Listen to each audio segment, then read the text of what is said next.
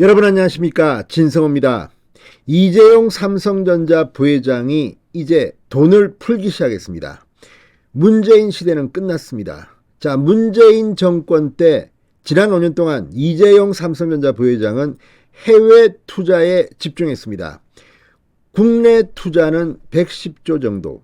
그런데 오늘 삼성전자가 앞으로 국내에만 360조, 5년간 450조를 투자하겠다는 의욕적인 발표를 했습니다.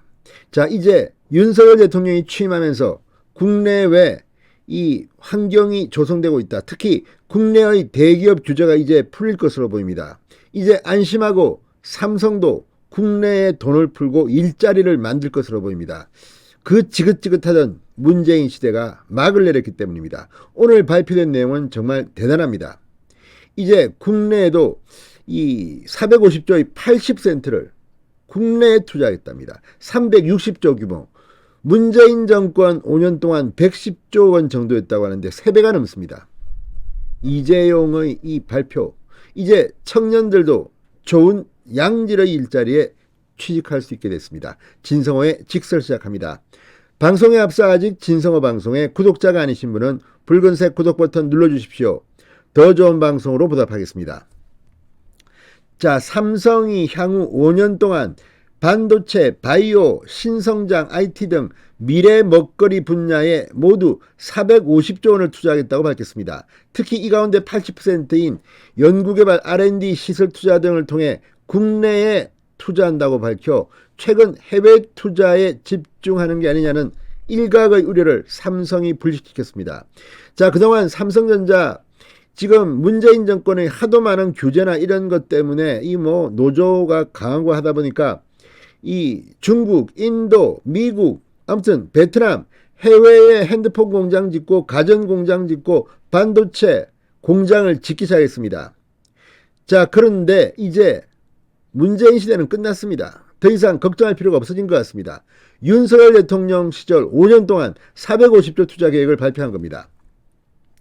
자, 삼성은 오늘 역동적 혁신 성장을 위한 삼성의 미래 준비라는 제목으로 이 같은 대규모 투자 계획을 발표했습니다. 구체적으로 반도체, 바이오, 인공지능 AI 및 차세대 통신과 같은 신성장 IT 미래 신사업에 앞으로 5년 동안 관계사와 함께 450조 원을 투자한다는 겁니다. 자, 지난 5년 동안 삼성이 330조를 투자했지만 이 중 110조만 국내에 투자했습니다. 지난 5년 동안 삼성은 주로 해외 공장 투자에 주력했습니다. 자, 그리고 이 해외 국내 합쳐서도 120조 원이 늘어났습니다. 연평균 투자 규모를 30% 이상 늘린 겁니다. 특히 이 모든 투자액 450조 중 360조가 국내 투자라고 강조했습니다. 이 또한 지난 5년간 국내 투자액 250조보다 110조 원이 증가한 금액입니다. 우선 반도체의 경우 30년간 선도해온 메모리 분야의 초격차 위상을 강화할 방침입니다. 이를 위해 신소재, 신구조에 대한 연구개발을 강화하고 첨단 극자외선 기술을 조기에 도입하는 등 첨단 기술을 선제적으로 적용하기로 했습니다. 자, 국내 투자 3배 이상 는 건 아니고 보니까 이 110조 원 정도가 늘었네요. 그러니까 지난 5년 동안 삼성이 국내에 투자한 액수는 250조 원입니다. 그리고 윤석열 시대에 삼성이 투자할 액수는 360조, 그러니까 110조 원이 증가했습니다. 아까 제가 110조 원에서 360조로 늘었다고 3배 이상 늘었다고 했는데 이건 사실과 다릅니다. 그러니까 110조 원이 증가했습니다. 250조에서 360조. 그렇지만 어쨌든 엄청나게 늘었습니다. 무엇보다 문재인 정권 때 삼성이 해외 투자에 눈길을 돌리게 만든 이유를 문재인 정권은 반성해 봐야 될 겁니다. 자, 이 삼성은 고성능 저전력 AP 애플리케이션 프로세서, 5G, 6G 등 초고속 통신 반도체 등에 필요한 팹리스 시스템 반도체의 경쟁력도 확보하고, 자, 또 이 반도체의 30년간 선도한 메모리 분야의 초격차 위상도 강화할 방침입니다. 아무튼 이런 것들이 앞으로 국내에 굉장히 양질의 일자리, 특히 청년들이 지금 문재인 정부 때는 뭐 했습니까? 실업자 줄인다는 명목으로 아르바이트 자리에만 갔다. 뭐 이런 비판을 들었습니다. 이제 삼성전자, 삼성 관계사들이 투자하는 아주 좋은 일자리에 많은 사람들이 취직할 수 있게 됐습니다. 무엇보다 파운드리 위탁 생산 사업에는 차세대 생산 기술을 적용해 이 3나노 이하 제품을 조기 양산한다는 계획까지 발표했습니다. 자, 이재용 삼성전자 부회장은 앞서 2030년까지 시스템 반도체 분야 세계 1위가 되겠다는 반도체 비전 2030을 이미 발표한 바 있습니다.